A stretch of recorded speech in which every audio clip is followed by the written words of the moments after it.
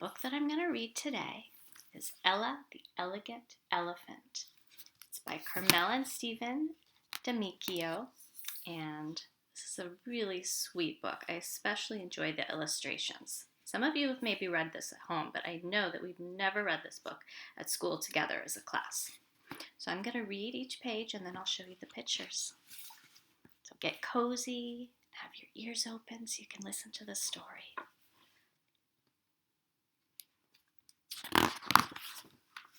Ella the Elegant Elephant. Somewhere in the great wide Indian Ocean lie the Elephant Islands, hidden by a fog so thick that no human being has ever found them. Wow, the Elephant Islands have thick fog, just like, do we have thick fog here in San Francisco?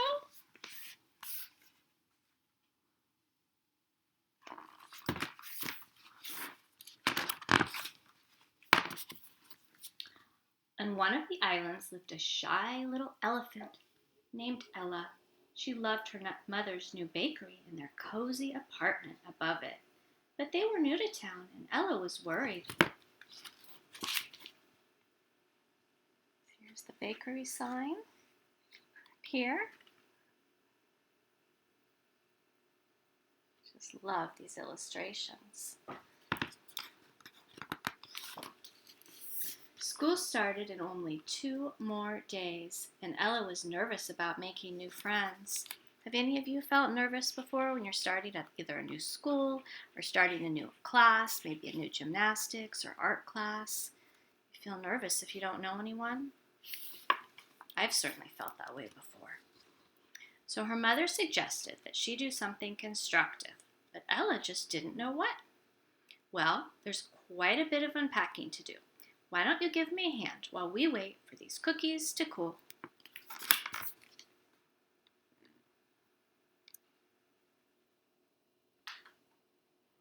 Those cookies look good. Ella didn't think this sounded very fun, but she couldn't think of anything better to do. Oh, all right, she said, and followed her mother down the creaky stairs. The first thing Ella noticed was a dusty wooden hat box. The card taped to the top read, "To Ella, from Grandma." Ella opened the box. Oh, Mom, look.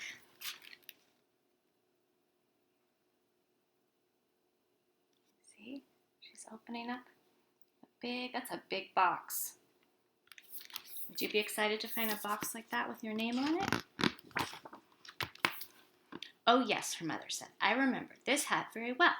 Grandma used to call it her good luck hat. It was very special to her. I'm sure that's why she decided to give it to you. Ella held the hat to her chest. Then she put the hat on her head. Oh, I love it, she said. I absolutely love it. What do you think? Do you like her hat?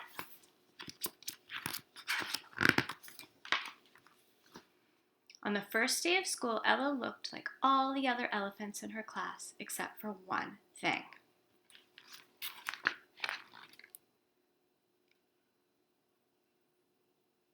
You see all the students? These are all the elephants. Does it remind you of Calvary when we start school in the morning, walking up to school? A little different, isn't it? And are they all wearing the same outfit? Ella wore her hat. The teacher asked if she wouldn't mind sitting in a desk in the back row, so she wouldn't block the other students' view of the chalkboard. Here's Ella standing out because her hat is what color? Amongst all the blue hats. And here she is in the back of the class.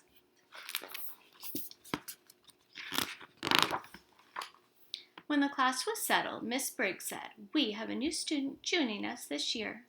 Ella, will you come up to the front and tell us something about yourself?" Well, Ella wasn't expecting this. She felt her face turn red. She felt her face turn bright red. She took a deep breath and walked up the aisle.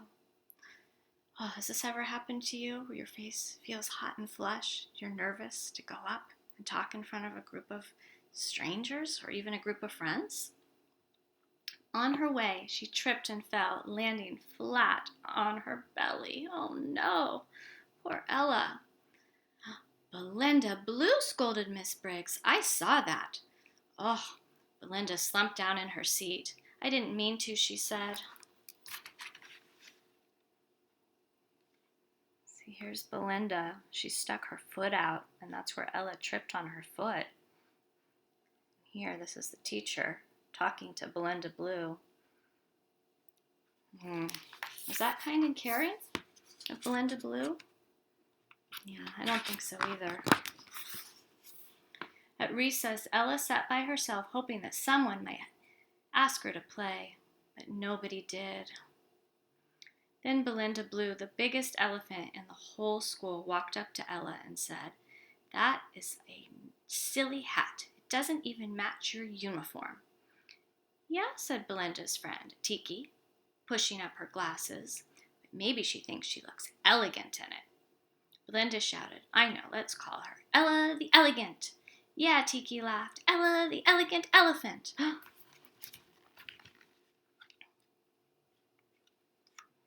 Here they are.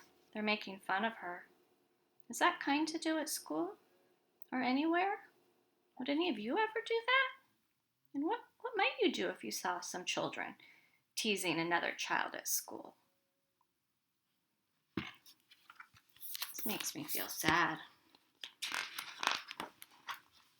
When Ella got home from school, her mother asked her how her day was. "Oh, terrible," Ella said. "Everyone made fun of my hat." "Well, they must not know how special it is to you. Maybe you should tell them." "Oh, I don't want to," Ella said. Her feelings were too hurt. "Oh, my dearest Ella," her mother sighed. "Things will get better, I promise." There she is talking to her mother outside of the bakery.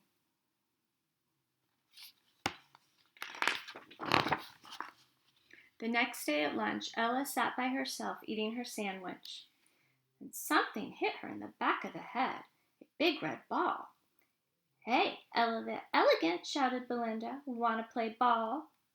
Oh, Ella didn't want to play with Belinda, but she was afraid if she didn't, she'd get teased even more. So she said, "Okay," and she tossed the ball back.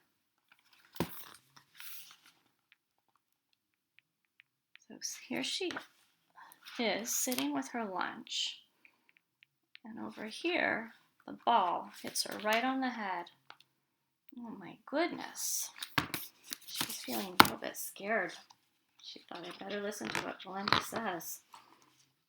But Belinda did not toss the ball back to Ella. Instead, she threw it on top of the safety wall that surrounded the schoolyard and said, "Well, why don't you climb up and get to them?"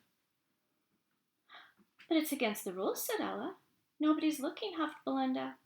But Ella said meekly, "I think it might be dangerous." Belinda rolled her eyes. "No, it's not dangerous. Just climb right up and throw it down. What could be more simple?" Oops. See, here's the ball up on the ledge. This wall goes down very, very far. It's a big drop on the other side. Do you think that Ella should listen to Belinda? Should she do what she says? Or should she listen to herself inside? She should listen to what inside it says. Tell her to stay safe and not do something dangerous. "Well, if it's so simple," said Ella, "why don't you do it?" Tiki and the others turned and looked at Belinda. "Fine, I will," Belinda glared at Ella. "But you flunked the test." Then she turned to her friends and shouted, "Well, don't just stand there, help me up." They're helping her get up to that high wall. A crowd started to gather. Everyone wondered what was going on. So Belinda started showing off, tossing the ball from hand to hand and hopping up and down on just one foot. "See how easy it is," she exclaimed. But in all her hopping and jumping around, Belinda lost her balance. they're all watching. Here she is, playing with that ball up on the thin ledge. Oh, what do you think is going to happen? She slipped. Nobody knew what to do. Some of them ran off to find a teacher. Some of them covered their eyes, but most of them just stared at her. Belinda started to cry. Ella felt sorry for her. Maybe Belinda wasn't as tough as she seemed. Here she is, about to slip. Here, she's hanging. She's holding on this ledge and hanging down. They're not sure how they can help her. What do you think they should do? I bet you guys have some good ideas. Before she had time to think about what she was doing, Ella piped up, "I will help."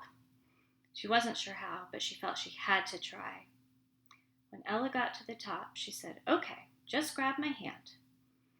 Belinda did, and Ella started to pull with all of her might. But since Ella was so small and Belinda was so big, there she is, reaching out her hand. Belinda's weight pulled them both down over the edge.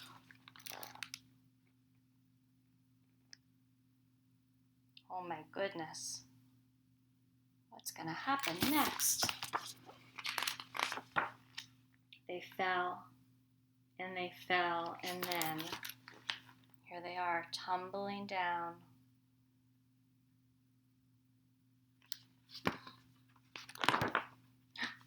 Something happened.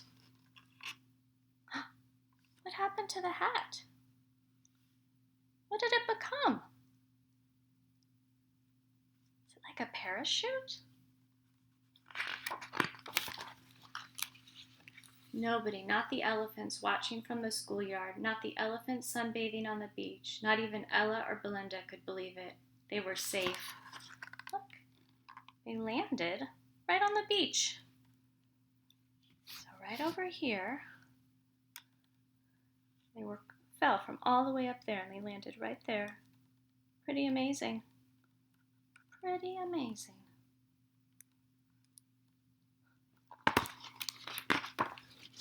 When Ella got home from school, she told her mother about the exciting events of the day. Her mother scooped Ella up in her arms and said, "Grandma's hat must be really good luck. But what you did was very brave. But you must promise me something, Ella. Promise me you will never climb the safety walls again. What happened today was magical and not likely to happen again." "Don't worry," Ella said. "I promise I won't."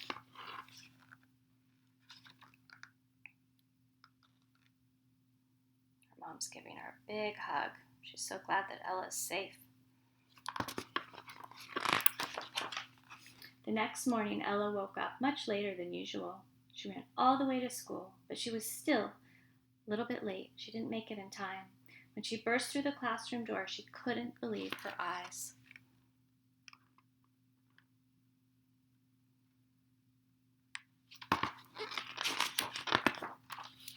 Even Belinda was smiling beneath the brim of her big purple hat.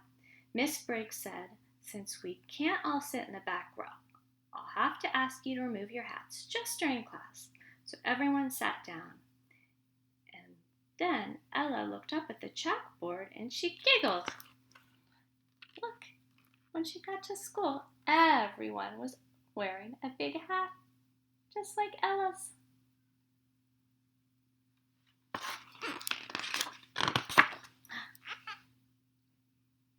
When she looked up at the chalkboard, it said,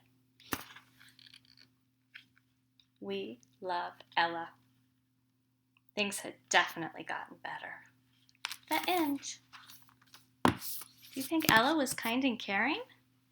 I think she certainly was. Because she was so kind and caring, she was able to put aside that Belinda had not been kind to her. And then it turned out that everybody was friends at the end. I think that's a really wonderful story. I look forward to seeing you next time at our afternoon story time. Bye-bye.